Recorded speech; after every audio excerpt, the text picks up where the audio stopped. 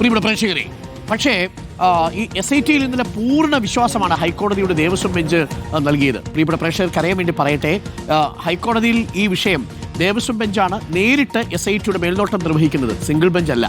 Single bench സാധാരണ ഈ പ്രതികളുടെ ജാമ്യാപേക്ഷ വരുമ്പോൾ ആ ജാമ്യാപേക്ഷ കേട്ട് വിധി പറയുകയാണ്. പക്ഷേ ഈ സിംഗിൾ ബെഞ്ച് SIT-ക്കെതിരെ രൂക്ഷ വിമർശനം നടത്തും എപ്പോൾ ജാമ്യാപേക്ഷയുമായിട്ട് പ്രതികൾ വരുന്ന ഘട്ടത്തിൽ. അതൊഴിച്ചു നിർത്തിയാൽ ഇതിന്റെ പൂർണ്ണ മേൽനോട്ടമുള്ള ഹൈക്കോടതിയുടെ ദേവസ്വം ബെഞ്ച് SIT-ക്ക് ഇന്നലെ ക്ലീൻ ചിറ്റ് നൽകിയിരുന്നു. സഭയിൽ പ്രതിഷേധം പക്ഷേ തുടരും എന്നാണ് അറിയുന്നത്. അതായത് SIT-ക്ക് ഹൈക്കോടതി ക്ലീൻ ചിറ്റ് നൽകിയിട്ടും SIT-യുടെ മേൽ മുഖ്യമന്ത്രിയുടെ ഓഫീസ് സമ്മർദ്ദം ചെലുത്തുന്നുവെന്ന് ആരോപിച്ചുകൊണ്ടുള്ള പ്രതിപക്ഷ പ്രതിഷേധം ഇന്നും തുടരും. പ്രതിപക്ഷ MLA-മാർ ഇന്ന് നിയമസഭയിലേക്ക് മാർച്ച് നടത്തും. സഭാ കവാടത്തിൽ 2 MLA-മാർ നടത്തുന്ന അനിശ്ചിതകാല സത്യാഗ്രഹ സമരവും തുടരുകയാണ്. എന്നാൽ കോടതി നിരീക്ഷണങ്ങൾ ഉയർത്തി പ്രതിരോധിക്കാനാണ് സർക്കാരിന്റെ നീക്കം. ചോദ്യോത്തര വേളയിൽ പയ്യന്നൂരിലെ ഫണ്ട് തട്ടിപ്പും സർക്കാർ ആശുപത്രികളിലെ ചികിത്സാ പിഴവും പ്രതിപക്ഷം ഉന്നയിക്കും. ഋഷിപാലുണ്ട് കൂടുതൽ വിവരങ്ങളുമായി. Rishipal, very good morning. ഇന്നലെ സർക്കാരിന് വലിയ ആശ്വാസമായിരുന്നു. പ്രതിപക്ഷ നേതാവിനെ മന്ത്രിമാർ കൂട്ടം ചേർന്ന് ആക്രമിക്കുന്നതാണ് ഇന്നലെ നിയമസഭയിൽ നമ്മൾ കണ്ടത്. MP രാജേഷ്, P രാജീവ്, മന്ത്രി ശിവൻകുട്ടി, K രാജൻ. അതിനുശേഷം വാർത്താ സമ്മേളനത്തിലും P രാജീവ് ആഞ്ഞടിക്കുന്നത് നമ്മൾ കണ്ടു. അപ്പോൾ ശബരിമലയിലെ സ്വർണ്ണക്കൊള്ള വിഷയത്തിൽ സോണിയാഗാന്ധിയുടെ അടക്കമുള്ള പോസ്റ്ററുകളുമായി ഭരണപക്ഷവും ഇന്നലെ പ്രതിപക്ഷത്തെ നേരിടുന്ന കാഴ്ച കണ്ടു. ഇന്നിപ്പോൾ ഭരണപക്ഷത്തിന് കൂടുതൽ ആവേശവും ഊർജ്ജവും കിട്ടും.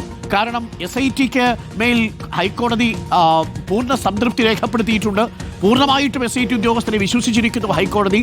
ഈ സാഹചര്യത്തിൽ പ്രതിപക്ഷത്തെ കടന്നാക്രമിച്ചുകൊണ്ട് ഭരണപക്ഷവും ഇന്ന് നിയമസഭയിൽ രംഗത്ത് വരും. ഇന്നും സ്വർണ്ണക്കൊള്ളയിൽ സഭ ആളിക്കത്താനാണോ സാധ്യത? ഹൈക്കോടതി SIT-ക്ക് ക്ലീൻ ചിറ്റ് നൽകിയിട്ടും. Roshipal, good morning. Good morning Arunkumar. Sabarimala സ്വർണ്ണക്കൊള്ള പ്രതിപക്ഷത്തിന്റെ വജ്രായുധമാണ്. അതുകൊണ്ട് നിയമസഭാ സമ്മേളനത്തിന്റെ എല്ലാ ദിവസങ്ങളിലും കഴിഞ്ഞ ദിവസം 2 ദിവസം നമ്മൾ കണ്ടതാണ്, തുടർച്ചയായ പ്രതിഷേധങ്ങളാണ്. അതുകൊണ്ട് എല്ലാ ദിവസങ്ങളിലും വിഷയം ഉയർത്തും.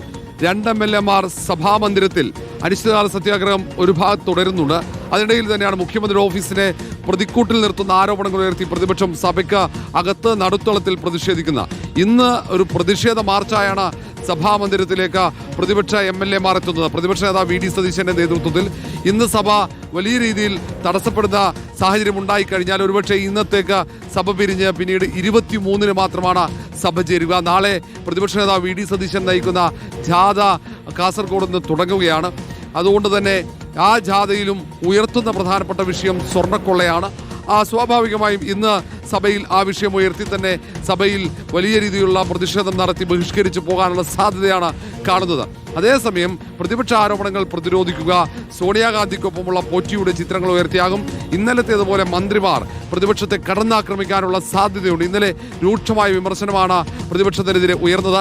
സത്യത്തിൽ ഇന്നലെ ഭരണപക്ഷത്തിന്റെ അജണ്ടയിലേക്ക് നിയമസഭ പോകുന്ന കാഴ്ചയാണ് കണ്ടത്. കാരണം സ്വർണ്ണക്കൊള്ളയല്ല ചർച്ചയാകുന്നത്. അവിടെ സോണിയാഗാന്ധിക്കൊപ്പമുള്ള ഉണ്ണികൃഷ്ണൻ പോറ്റിയുടെ ചിത്രവും സോണിയാഗാന്ധിയുടെ അരികിലേക്ക് ഉണ്ണികൃഷ്ണൻ പോറ്റി അടക്കമുള്ള സ്വർണ്ണക്കൊള്ള കേസിലെ പ്രതികൾ എത്തിയതടക്കം ചർച്ചയാക്കാൻ മന്ത്രിമാർ ശ്രമിക്കുന്ന ഒരു കാഴ്ചയാണ് കണ്ടത്.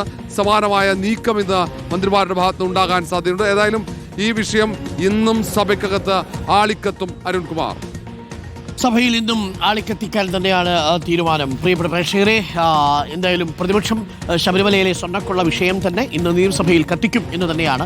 ഇന്നലെ ക്ലീൻ ചിറ്റൊക്കെ കിട്ടിയപ്പോൾ സർക്കാരിന് വലിയ ആശ്വാസമായിരുന്നു. പക്ഷേ പ്രതിപക്ഷം പിന്നോട്ടില്ല എന്നാണ് പറയുന്നത്. പക്ഷേ പ്രതിപക്ഷം എങ്ങനെയാണ് ഇന്ന് ഭരണപക്ഷത്തെ നേരിടുക? അതാണ് ഏറ്റവും പ്രധാനപ്പെട്ട കാര്യം. SIT-യെ ഇനി പ്രതിപക്ഷത്തിന് അവിശ്വസിക്കാൻ പറ്റൂല.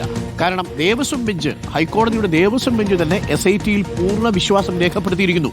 മുഖ്യമന്ത്രിയുടെ ഓഫീസിന് സമ്മർദ്ദമുണ്ടെന്ന് പറയാനാവില്ല.